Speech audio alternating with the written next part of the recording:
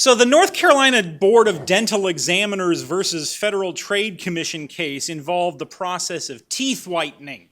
This is a cosmetic procedure where a plastic strip treated with peroxide is applied to the teeth for a few minutes to make them brighter. Well, the North Carolina Board of Dental Examiners, which is made up entirely of practicing dentists who are elected to their positions by other practicing dentists, declared that this constituted the practice of dentistry and that nobody could do it without a license. Obviously, this was not an effort to protect the public. Teeth whitening is entirely safe. You can do it at home with an over-the-counter kit that you can buy on Amazon.com, which I guess isn't over-the-counter. Instead, it was an effort to protect licensed dentists against having to compete economically against cosmetologists and other non-dentists who provide teeth whitening services at the mall and at makeup stores and so forth. As is so often the case, state regulators were serving the interests of existing licensees by barring competition from entrepreneurs with a new idea. One might imagine that this would automatically violate the federal antitrust laws, such as the Sherman Act, which prohibits every restraint of trade. But the bizarre fact is that the one entity that can most effectively create monopolies, the government, is immune from those laws, thanks to a doctrine called Parker immunity. Parker immunity is named for a 1943 case called Parker versus Brown. And that case did involve the same idiotic raisin confiscation scheme that Judge McConnell discusses in this year's Cato Supreme Court review. That program allowed and still allows raisin producers to create pro-rate marketing plans which restrict raisin production in California's Central Valley, where about half of all of the raisins in the world are produced. This scheme is a complicated cartel system that exists explicitly to restrict supply in order to make your food more expensive. In 1940, a raisin packer named Porter Brown sued, challenging this program, but while the Supreme Court acknowledged that the Sherman Antitrust Act prohibits every contract and restraint of trade, and that the raisin program would have been illegal if it had been organized and made effective solely by private persons, it ruled that the California Raisin Cartel was exempt from the Sherman Act because it derives its authority and its efficacy from the legislative command of the state. The justices thought that the antitrust laws were not intended to apply to state governments, to, quote, nullify a state's control over its own officers and agents, they declared, would unduly interfere with the federalist system. So states can exempt even private citizens from the antitrust laws by passing a state law that deputizes those private citizens as state regulators. This conclusion is, frankly, weird. The theory behind the antitrust laws is that restraints on free competition harm consumers by raising prices and harm entrepreneurs by limiting economic opportunity. As far as these consequences are concerned, there is no difference between private efforts to monopolize and government efforts to monopolize, except that the government efforts to monopolize will actually succeed. This factor strongly suggests that anti-prosecutors ought to, if anything, monitor the behavior of state governments more closely than they do private entities. But Parker focused only on protecting state autonomy. Quote, in a dual system of government in which, under the Constitution, the states are sovereign, an unexpressed purpose to nullify a state's control over its own officers and agents is not likely to be attributed to Congress, end quote. Now that's fallacious.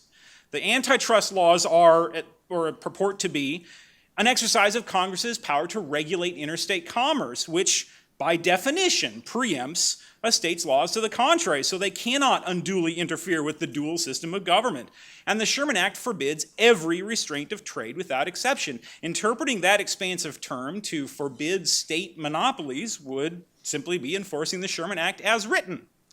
As to state autonomy, the Parker immunity doctrine creates a very clumsy and bizarre form of reverse preemption, which allows states to block the operation of federal laws. In no other circumstance that I'm aware of can a state shield citizens from the operation of a federal law without even consulting Congress. Parker immunity therefore justifies one critic's claim that the ideology of federalism has displaced the national model of competition. But federalism is really not the right word here, because genuine federalism balances state autonomy with federal oversight in order to protect individual freedom. The Parker court was concerned more with a crude desire to protect state power, even though directly contrary to the text of the Sherman Antitrust Act. Now, in the years since Parker immunity was invented, courts have recognized that it creates a real danger of rewarding the mischiefs of faction by putting the power to nullify the antitrust laws into the same hands, the same regulators who establish all the other rules for an industry, and which the politically influential members of that industry are already trying to lobby and to influence.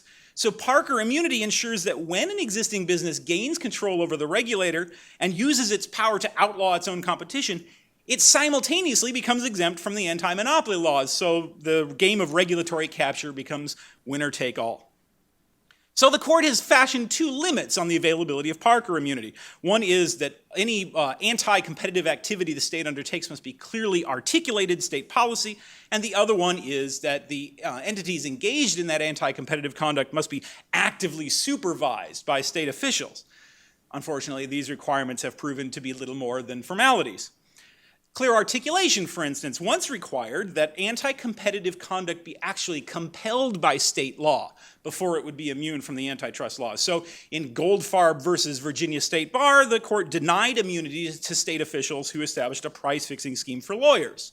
They said the first question is whether the activity is required by the state acting as a sovereign. But since Virginia law was silent on the matter, it could not be fairly said that the state required the anti-competitive activities. They said, in fact, that it was not enough that the anti-competitive activities were allowed. It had to be required. But later cases eliminated that requirement. In a case called Southern Motor Carriers, the court ruled that anti-competitive conduct need not be compelled by state law. It was enough if state law simply allowed state bureaucrats to decide whether to impose an anti-competitive policy. If state law permits but does not compel that conduct, Parker immunity would still apply. This is called the permissive policy rule. The second requirement for Parker immunity, the active supervision requirement, has also been diluted. This requirement is meant to provide some assurance that a private party that's engaging in anti-competitive conduct is actually serving the public interest instead of its own private interest. But the court does not actually demand this showing from a whole category of entities that it considers sufficiently trustworthy. So in a case called Town of Halley versus City of Eau Claire, the court said that Parker immunity would be given to city governments because, well, I guess out of the goodness of their hearts, they will not engage in anti-competitive conduct. In a case called Earls, the Fifth Circuit held that it was not necessary for the state to actively supervise a group of CPAs who were deputized by the state to regulate the practice of accountants. They said, despite the fact that the board is composed entirely of CPAs who compete in the profession that they regulate, the public nature of the board's actions means that there's little danger of a cozy arrangement to restrict competition. Well. Now, recall that the North Carolina Board of Dental Examiners is a group of practicing dental professionals deputized by the state to regulate the practice of dentistry. They are elected by other dentists, not by the general public and not by the legislature. About a decade ago, after licensed dentists started complaining to the board about the availability of teeth whitening services, of course, there was no record of any member of the public complaining about this, the board issued 47 cease and desist orders to small business owners throughout the state who offered teeth whitening services. So the FTC initiated an unlawful competition proceeding against the board, alleging that it was engaged in anti-competitive conduct, and, surprise, the board responded by asserting Parker immunity. As an attorney who specializes in suing the government, I can attest that that's basically the law government lawyers know, is immunity doctrines. The FTC rejected the immunity argument, and the Fourth Circuit agreed. It held that the board was not being adequately supervised. Therefore, Parker immunity was not available. The Supreme Court took the case, and in a 6-3 decision, Justice Kennedy ruled in favor of the FTC. Private parties, quote, cannot be allowed to regulate their own markets free from antitrust accountability. When considering whether to grant or withhold Parker immunity, a court's primary concern is political accountability. Elected officials are electorally accountable, and they pursue a broader range of goals than does a private market actor, so that diminishes the likelihood that they will use their powers for private enrichment. But the dental board was not elected by the public, and it was currently engaged in the business, so they would have to satisfy the active supervision test.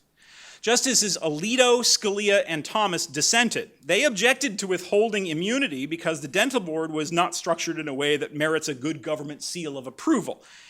In their view, the danger that regulatory entities may be captured by private interests was beside the point. Antitrust laws should simply never apply to state agencies. End of story. True, Parker itself said that immunity should not apply merely on a state's say-so, but Justice Alito viewed that as referring only to cases where the state tries to immunize a private entity from the law, and that wasn't happening here because the Dental Board was a full-fledged state agency. Now, I find that very unpersuasive, given that Parker immunity, like so much else in antitrust law, is entirely a judge-made doctrine without any basis at all in the written language of the statutes. It seems a little late to start sounding the alarm about judicial activism. Indeed, notwithstanding his efforts to appear more objective and judicially restrained, Justice Alito's position is every bit as much the product of policy considerations, just a pro-state government policy consideration. Alito argued that the Sherman Act is not an anti-corruption or good government statute, but it's also not a state autonomy statute. If we went by the statutory language alone, state entities would not have any immunity at all. The problem with the North Carolina dental case is that it doesn't go far enough. Whatever one thinks about antitrust law, and I don't think much, there is no rational justification for exempting state government entities. In a future case, the court should restrict Parker immunity much more, and it should do so by a rigid active supervision requirement, a reinvigorated clear articulation requirement that requires state commands, and a substantive requirement rooted in a concern that went largely undiscussed in the case, the constitutional right to earn a living. The Constitution guarantees to everyone the right to pursue the vocation of his or her choice, and although that's much neglected today, that right is deeply rooted in our nation's history and tradition. This constitutional aspect suggests that a substantive restriction should also apply, and I suggest that the court should impose a substantial advancement test requiring that any restriction on competition must substantially advance an important government interest before immunity can apply. And this proposal is ironically bolstered by a point that the dissenters made. They argued that Parker immunity should be understood in historical context, and they said, well, in 1890, when the Sherman Act was passed, the regulation of medicine was regarded as falling squarely within the state's sovereign police power. It was only with the New Deal, with the Commerce Clause changing, that it was necessary for the court to invent the immunity doctrine so that states would be protected from federal override. But that argument cuts both ways. The Sherman Act was also written at a time when constitutional protections against abusive licensing laws were also enforced much more than they are now. In fact, the case the dissent cited to support its argument was Dent versus West Virginia from 1889, the year before the Sherman Act was passed, and that case stands for the proposition that people have a right to earn a living without unreasonable interference from licensing laws. The court said that if the state imposes a licensing requirement that is not appropriate to the calling or profession or attainable by reasonable study and application, that law would unconstitutionally deprive a person of his right to earn a living. Dent asserted federal protections for economic liberty. And the authors of the Sherman Act can't have anticipated today's excessively deferential rational basis test any more than they could have anticipated the New Deal. So if historical context justifies the Parker Court's decision to create state action immunity in antitrust law, it also justifies courts reading into the same antitrust law protections against state limits on economic liberty. If state immunity from the antitrust laws is, as the court has said, granted out of respect for the state and not out of respect for economics of price restraint, then the flexibility that states enjoy here should mirror the flexibility they enjoy when they deviate from other constitutional baselines. The court should apply a rule that presumes in favor of antitrust liability for the government unless limiting competition is genuinely necessary to protect an important interest. Such an intermediate a form of means-end scrutiny would require the state to articulate an important goal and prove that its limit on competition actually achieves that end. As Dominic Armentano says, antitrust has always been irrelevant to the real monopoly problem in America. That real problem being the use of government power to illegalize economic competition. The rhetoric of state autonomy that underlies Parker immunity and ultimately the North Carolina case or the dissent in this case, is simply not compatible with the text of the antitrust laws, the policy that they embody, or the realities of politics and economics. On the contrary, rational antitrust policy would not only apply to government agencies, but would target them first and foremost.